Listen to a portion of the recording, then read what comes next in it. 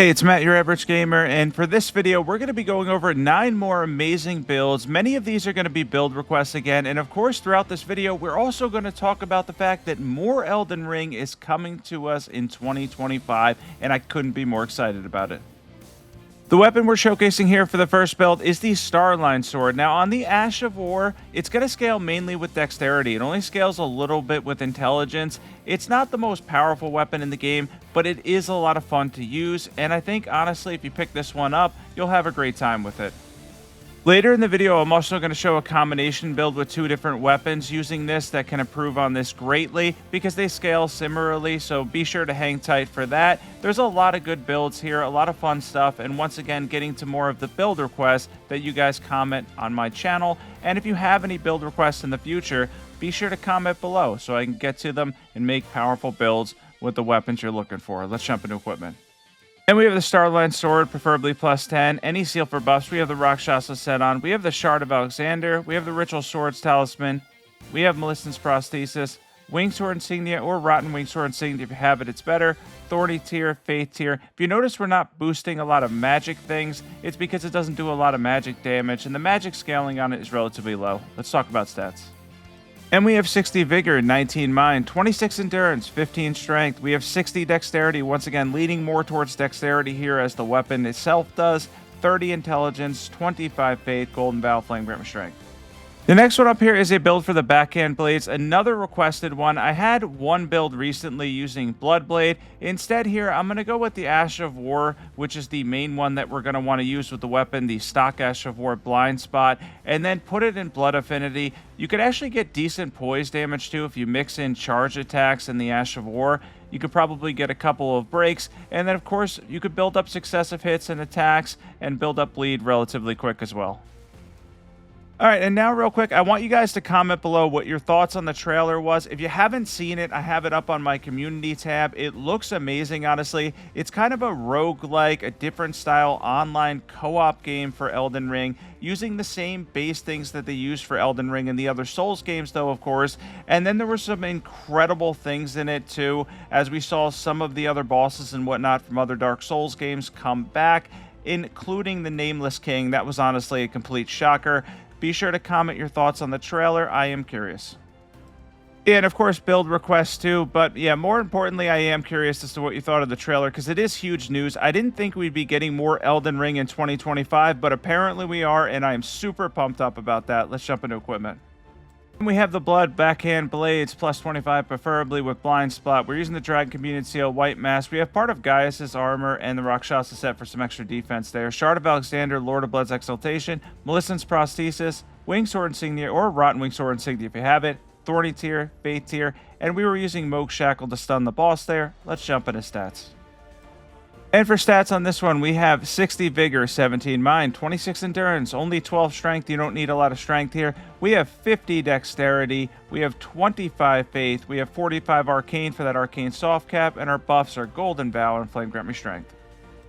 All right, the next one up here we have is Cipher Pada. This is a really cool one. I've covered the Coated Sword before. I actually like that one more. However, this one does a lot of poise damage, and with the recent addition of more Holy Incantations and how good Holy is in DLC, this could end up being a really good weapon for you. And keep in mind, this weapon also weighs nothing, which is awesome. And once again, on that Ash of War, a lot of poise damage with essentially its own version of Impaling Thrust. And if you're in PvP, by the way, it could actually break through shields and whatnot, and regular enemies as well, which is pretty impressive.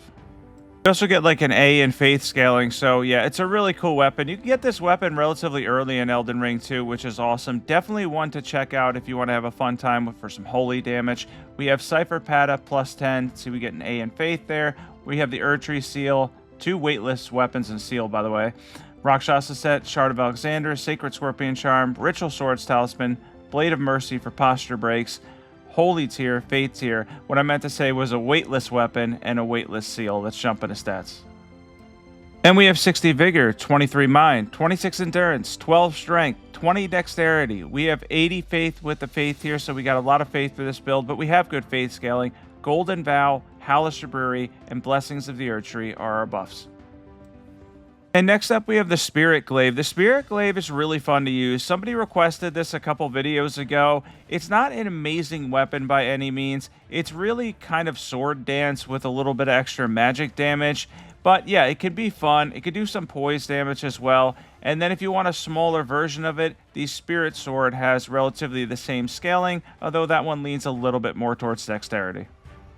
Now, the magic that appears, it will scale with intelligence, but it doesn't have amazing intelligence scaling. It's not going to do anything crazy. It's kind of a cool Ghost Flame weapon, but I feel like they missed a little bit of an opportunity with this weapon where they could have done a lot more cool things with the Ghost Flame weapons. And honestly, they didn't do that much. Aside from this, the Spirit Sword, and the fact that we got Ghost Flame Ignition as an Ash of War, though it still, I think, is bugged and doesn't do as much damage as it should. I think they could have improved upon it more. We did get Ghost Flame Breath, which is cool, but overall, definitely could have gotten more in terms of Ghost Flame.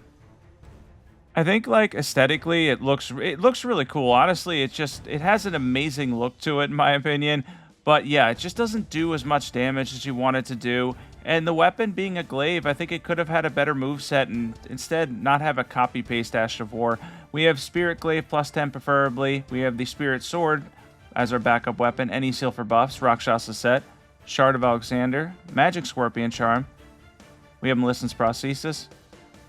We have the Ritual Swords Talisman. And then we have the Magic tier. Faith tier. Let's jump into stats. And for stats on this build, we have 60 Vigor, 19 Mind, 26 Endurance, 15 Strength. We have 60 Dexterity and only 30 Intelligence because the weapon does a lot of physical damage too. 25 Faith, and then our buffs are Golden Bow and Flame Grant Me Strength. If you have the Faith for it, Hellish Brewery is better. And next up, we have a build for the Sacred Relic Sword. Somebody told me to look at this weapon again to see how good it is in DLC with how many of the bosses are weak to holy damage. And honestly, it's really good, but there is one issue I have with this weapon, and it's an issue I've always had with it.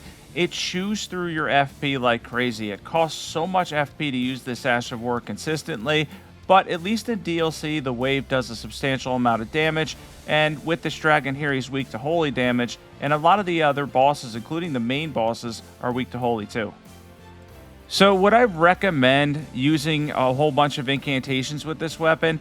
Probably not, because I tried to mix them in here, but I couldn't keep track of my FP that much. Unless you're at a really high level, you're probably going to end up using most of your FP on the Ash of War. And if you mix in things, definitely pay attention to how much FP you have, because it is very costly. Alright, we got a second here, so I'm going to say it again. If you have any build requests, be sure to comment them below. I've been doing a lot of them lately, been getting to a lot of them. I still have a list that I want to add on to. So if there's any weapons that I haven't covered, be sure to comment below and I'll make a build for it, and hopefully it'll end up being an awesome build that you can rock in Elden Ring. And of course, be sure to comment your thoughts on the trailer too, which I thought looked amazing. I'm so excited that we're getting more Elden Ring in 2025. Let's jump into equipment.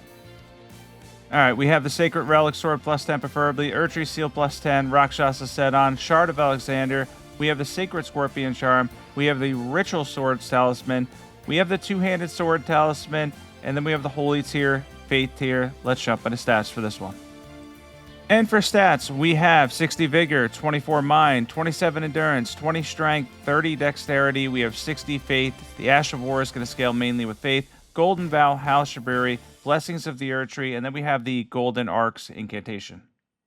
And next up here, we have a build for the Black Knife. Somebody wanted me to look at the Black Knife again in DLC, and while a lot of the bosses are weak to Holy, I decided to take on a boss in DLC that isn't weak to Holy. This boss actually has 40% Holy resistance to kind of show off that the Black Knife is still a very good weapon for most situations.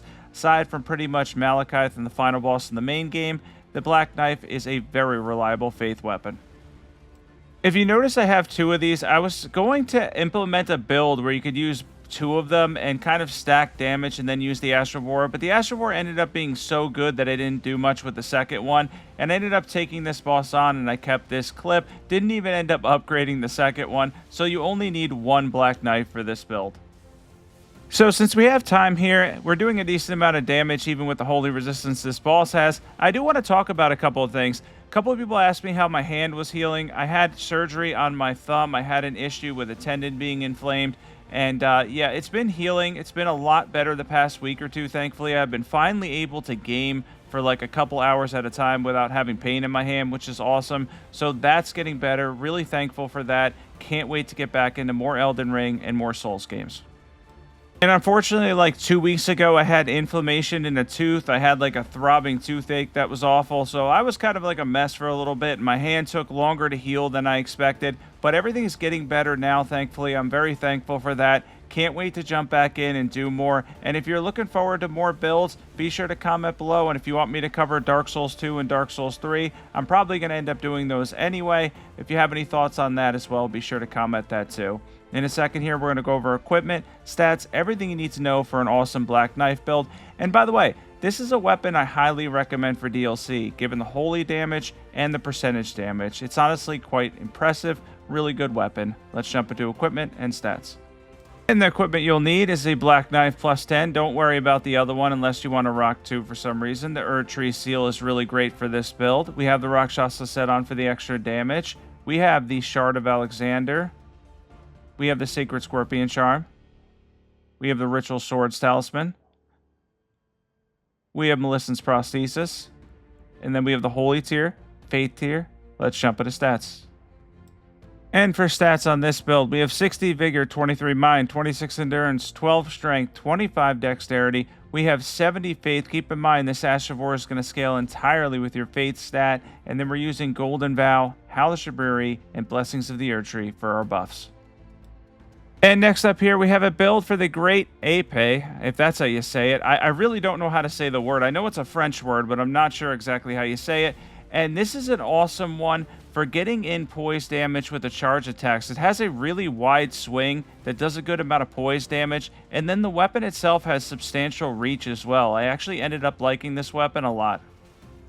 I added Flame Spear on it just for the amazing range of having a thrusting weapon like this one where we can just get in a decent amount of range, and then going up and getting those posture damage hits in, those wide sweeps. Check this one out for sure if you never checked out this weapon. You can get this early too in Limgrave, so if you're new to Elden Ring, this is definitely one to look up and pick up. It's honestly not bad at all, and I ended up liking it more than I thought I would. Let's jump into equipment and stats. And we have the Flame Art, great Epee. It gets a B in Fate scaling, by the way, with Flame Spear. We have the Erdtree Seal, Rakshasa set, Shard of Alexander, Fire Scorpion Charm, Axe Talisman. We have the Two-Handed Sword Talisman for any regular hits and for our charged hits. Flame Tier, Spike Crack Tier. Let's jump into stats. And for stats, we have 60 Vigor, 23 Mind, 26 Endurance, 12 Strength, 20 Dexterity. We have 70 Faith. By the way, I kept these stats as the same that I had on the Black Knife. You don't need as much Dexterity, though. Probably only 15. Golden Vow, Hellish Reburie, and Blessings of the Erdtree. And next up, we have that mixed build. This is going to use Moonveil and the Starline Sword together. You can actually combo these two together because they're both katanas and they both have dexterity and intelligence scaling to a degree. You can make a really powerful build using these two weapons. Of course, Moonveil's going to do more damage, but the Starline Sword's going to give you a weapon where you can have a lot of fun with the Ash of War. I end up getting hit probably a few more times than I should have. The Starline Sword's Ash of War, though, if you have the DLC, it is so much fun to pull off. It just doesn't do as much damage as I would like it to do. If you're at a really high level, it probably will, but the thing about it, the main thing is, it doesn't really have great intelligence scaling, relies too much on dexterity, and then only has a little bit of bleed buildup at around 45. So it does have some issues with the weapon itself, but the Ash of War, I mean, look at this. It's so much fun to use. It's an absolute blast. The slam down at the end, by the way, that does the most damage that you're going to get from the Ash, so you want to try to land that when you can. In a second here, we're going to go over equipment, stats, everything you need to know. And we have the Starline Sword, plus 10 preferably. We have Moonveil, plus 10 preferably. Any seal for buffs. We have the Rakshasa set on. We have the Shard of Alexander. Magic Scorpion Charm. Rolana's cameo. Then we have Millicent's Prosthesis. And then we're using the Magic tier, Faith tier. And of course we were using Market Shackle there to stun the boss. That's an item. Let's jump into stats. And for stats, we have 60 Vigor, 17 Mind, 25 Endurance, we have 15 Strength, 45 Dexterity, 40 Intelligence, these are Dex and Intelligence weapons, 33 Faith, Golden Vow, and Hellish Reburie. And this one combines the Godslayer's Greatsword, which has the Queen's Black Flame, a really fun Ash of War that does percentage and fire damage, and the Fire Knight's Greatsword with Flame Skewer, and that's a really good one too that can give you close to between 800 and 900 AR in total. This combination ends up working really well because they have a dual move set. You can do jump attacks. And then, of course, your L1, your LBs, and whatnot, these combo well together. We have the Godslayer's Greatsword, plus 10 preferably, Fire Knight's Greatsword, plus 25 with Flame Screwer and Flame Art Affinity, Erdtree Seal, Rakshasa set. We have the Grey Bird Armor on for the jump attacks, Shard of Alexander, Fire Scorpion Charm, Claw Talisman, Arsenal Charms plus 1, or Great Jar's Arsenal if you have it, Flame Tier, Green Burst Crystal Tier. Let's jump into stats. And for stats, we have 55 Vigor, 21 Mind, 33 Endurance, 22 Strength, 40 Dexterity. The Godslayer's Greatsword is very much a Dexterity weapon. Fire Knight's Greatsword kind of is too. 40 Faith. Our buffs are Golden Vow, House Shabriri, and Blessings of the Erdtree. And thanks for watching this one. Thanks for tuning in to my top 9 amazing builds in Elden Ring and Elden Ring Shadow of the Erdtree. I can't wait. We are getting more Elden Ring in 2025, and I'm so excited for it. I feel like that was a complete surprise. Like, nobody expected more Elden Ring in 2025. I know it's a different style of game, but it's going to be awesome. I can't wait for that. I'm going to be covering that like crazy, obviously, too, because it's going to still be of the Souls genre, and they're going to do a great job. I know it. I will catch everybody in the next video.